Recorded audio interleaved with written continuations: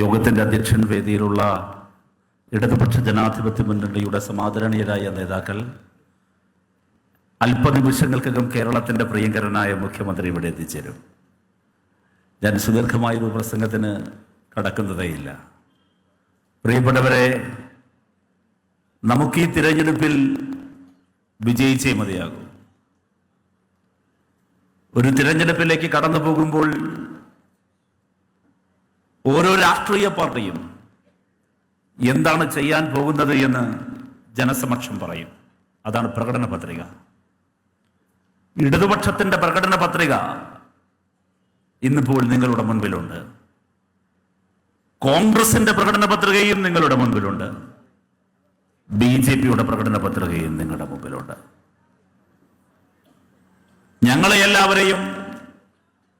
എന്ന് പറയുമ്പോൾ ഇടതുപക്ഷ ജനാധിപത്യ മുന്നണിയുടെ പ്രവർത്തകരെ മാത്രമല്ല, ഈ രാജ്യത്തെ ഒടുവിലത്തെ മതനിരപേക്ഷ വിശ്വാസിയെയും അത്ഭുതപ്പെടുത്തിക്കൊണ്ട് കോൺഗ്രസ് അവരുടെ പ്രകടന പത്രികയിൽ 2 കാര്യങ്ങളെക്കുറിച്ച് കുറ്റകരമായ മൗനം അവലംബിക്കുന്നു. അതിലൊന്ന് ഏക സിവിൽ കോഡിനെ കുറിച്ചാണ്. കോൺഗ്രസ് മിണ്ടുന്നില്ല.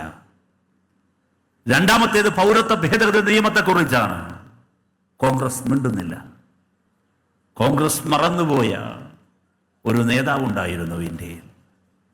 കോൺഗ്രസ് മറന്നുപോയ ഇന്ത്യയുടെ ഒരു പഴയ പ്രധാനമന്ത്രി ഉണ്ടായിരുന്നു ഇന്ത്യയിൽ. ആ പ്രധാനമന്ത്രിയുടെ പേര് പണ്ഡിറ്റ് ജവഹർലാൽ നെഹ്റു എന്നാണ്. നെഹ്റു ഒരിക്കൽ പറഞ്ഞു, "Who lives if India dies, who dies if India lives." India മരിക്കുകയാണെങ്കിൽ പിന്നെ ആരാണ് ജീവിച്ചിരിക്കുക? ഇന്ത്യ ജീവിച്ചിരിക്കുകയാണെങ്കിൽ പിന്നെ ആരാണ് മരിക്കുക?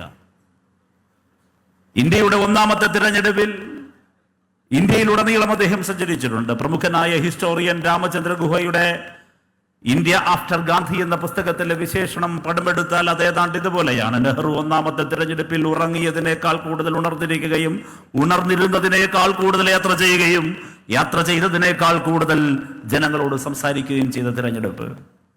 ആ തിരഞ്ഞെടുപ്പിൽ നെഹ്റു പറയുന്നുണ്ട്, ഇന്ത്യയുടെ 1ാമത്തെ തിരഞ്ഞെടുപ്പിൽ ഈ രാജ്യമുണ്ടാകണം, രാജ്യം നിലനിൽക്കണം. നെഹ്റുവിന്റെ ഇന്ത്യ, ഗാന്ധിയുടെ ഇന്ത്യ ഇതാ തകരുന്നു. നെഹ്റു സ്വപ്നം കണ്ട ഇന്ത്യ, ഗാന്ധി സ്വപ്നം കണ്ട ഇന്ത്യ, നമ്മൾ പടുത്തുയർത്തിയ ഇന്ത്യ, നമ്മുടെ പൂർവികർ സ്വപ്നം കണ്ട ഇന്ത്യ, അത് ജാതിഭേദം മതദ്വേഷം ഏതുമില്ലാതെ സർവരും സോദരത്തിന് വാഴുന്ന ഒരു മതനിരപേക്ഷ റിപ്പബ്ലിക്കാണ്. പൗരത്വത്തിന് മതം മാനദണ്ഡമാക്കുകയാണ് പൗരത്വ ഭേദഗതി നിയമത്തിലൂടെ. പൗരത്വത്തിന് മാനദണ്ഡമാക്കുക എന്നത് RSSന്റെ അജണ്ടയാണ്. ഇന്ത്യയെ ഒരു സെക്കുലർ റിപ്പബ്ലിക് എന്നതിൽ നിന്ന് മാറ്റി ഒരു എത്നിക് റിപ്പബ്ലിക് അഥവാ വംശീയ റിപ്പബ്ലിക്കാക്കി മാറ്റണമെന്നതാണ് RSSന്റെ ലക്ഷ്യം. പക്ഷെ എന്തുകൊണ്ടാണ് നെഹ്റുവിന്റെ കോൺഗ്രസ് പൗരത്വ ഭേദഗതി നിയമത്തെക്കുറിച്ച് ഒരക്ഷരം മിണ്ടാത്തത്?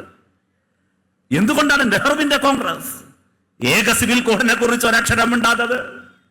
എന്നാൽ ഞങ്ങൾ ജോയിയുടെ ഇടതുപക്ഷം ഈ നാട് ഉറപ്പു നൽകുന്നു, ഒടുവിലത്തെ ഇടതുപക്ഷക്കാരൻ മരിച്ചു വീഴുന്നത് വരെയും പൗരത്വ ഭേദഗതി നിയമത്തിനെതിരായ പോരാട്ടം ഞങ്ങൾ പാർലമെന്റിനുള്ളിലും പാർലമെന്റിന്റെ പുറത്തും തുടരുമെന്ന് ഈ നല്ല നാടിന് ഞങ്ങൾ ഉറപ്പു നൽകുകയാണ്. ഇതാ കേരളത്തിന്റെ പ്രിയപ്പെട്ടവൻ, കേരളത്തിന്റെ ജനനേതാവ്, പ്രിയപ്പെട്ട സഖാവ് പിണറായി വിജയൻ പാലച്ചിറയുടെ മണ്ണിലേക്ക് ഇതാ എത്തിച്ചേർന്നിരിക്കുകയാണ്.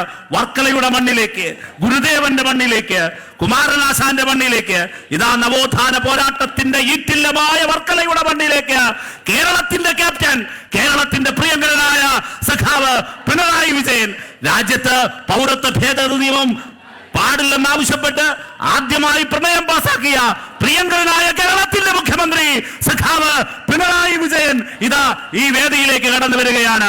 ഹർഷാരവങ്ങളോടെ ആവേശഭരിതമായി വർക്കലയിലെ മുഴുവൻ ജനസാമാന്യത്തിനും വേണ്ടി നമുക്ക് പ്രിയപ്പെട്ട സഖാവ് പിണറായിയെ ഈ വേദിയിലേക്ക് സ്വാഗതം ചെയ്യാം. പ്രിയപ്പെട്ടവരെ, ഞാൻ എൻ്റെ വാക്കുകൾ അവസാനിപ്പിക്കുകയാണ്. ഇടതുപക്ഷ ജനാധിപത്യ മുന്നണി